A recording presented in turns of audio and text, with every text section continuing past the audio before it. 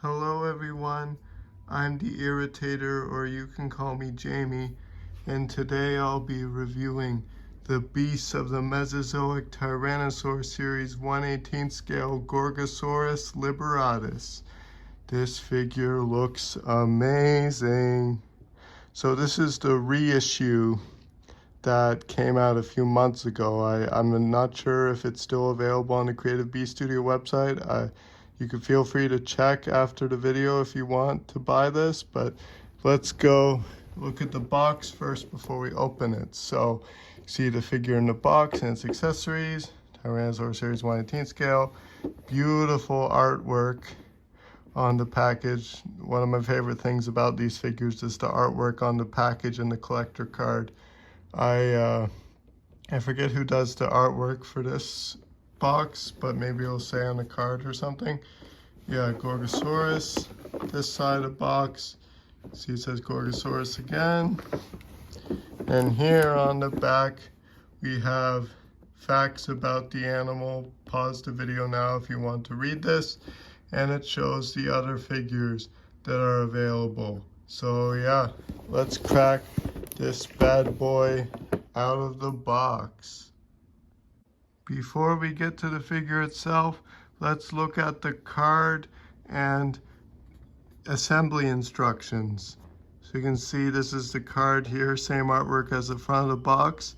It appears that the Gorgosaurus is going after a juvenile Centrosaurus, which is also a figure in the Beasts of Mesozoic line, so that's pretty cool. And I found out that the art is done by Raul Ramos. And you can see the same facts from the back of the box on the card. And then we have the instructions. Let's look at these. So it says, using a hairdryer or hot water, heat the tail hole 30 to 60 seconds and attach the tail peg. To switch out lower legs and feet, twist and pull and remove, push in to attach. For non-base poses, the use of both standing legs is suggested. Long-term displays using 1-foot poses is not recommended. Bring the base peg to the foot and push in fully for a secure fit, standing legs only. The connector clip on the underside of the base can be removed to separate the base into two parts. Smaller rock portion of the base can also be used as a diorama accessory. And the neck part can become misaligned during posing. Adjust head and neck as needed for desired poses. So yeah, now let's open up the figure. All right, for accessories, we have 2 pairs of alternate feet. Closed feet when the foot is lifted off the ground, and running feet, or like taking a step, foot on the ground feet. Very cool. I won't be taking these alternate feet out of the box for this review, but I wanted to show you guys them anyways because they're nicely painted, nicely sculpted. Very cool. I'll definitely use them in the future, but just not in this review. And then I already took the tail out of the box, but here we have the base.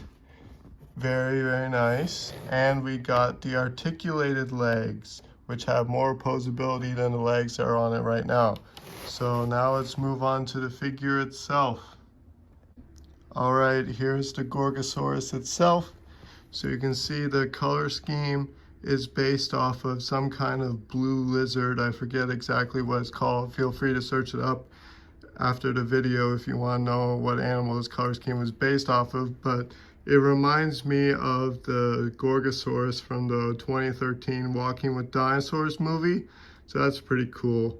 So yeah, let's look at the sculpt detail and paint. You can see the lacrimal crests are a nice orange color, and we got orange striping on the head and the orange striping on the body, lots of blue. And on the underside, we got a nice tan color. Moving down the tail, the striping continues. Oh yeah, also the tail is not all the way on yet. I dipped the tail in hot water for like 6 minutes and it still won't go on all the way. So I recommend using a hair dryer. I might do that later or tomorrow, but yeah, so just be aware that sometimes it's hard to get the tails on. So let's look inside the mouth. You can see all the amazing detail inside the mouth, all the fleshy bits. Very, very cool. All right, so now let's look at articulation. So the tongue, wait, can the tongue move up and down? Yeah, I think the tongue can move up and down a little bit. Mouth can open and close. Very, very nice. It, oh, it's not closed completely flush. Like there's a little bit of open, but you know, it's okay. It's okay. It doesn't bother me because it looks like he's snarling, which is pretty cool. And I love that these figures have lips on the dinosaurs because it is now understood that dinosaurs had lips because they needed them to cover their teeth. So just like us, we have lips to cover our teeth. So they say moist. So yeah, head and neck working in tandem. It's pretty stiff right now, but it can look left pretty far, or I mean right pretty far and left pretty far. You can look up, you can look down. Over time the joints will become looser and able to move easier. Coming down to the arms, we can push them forward and back, come out, to bend at the elbow, and a swivel on the hand. Going down to the body, we can crunch up, crunch down, side to side. Here we have the legs. They can kick forward and backward. They can bend at the knee.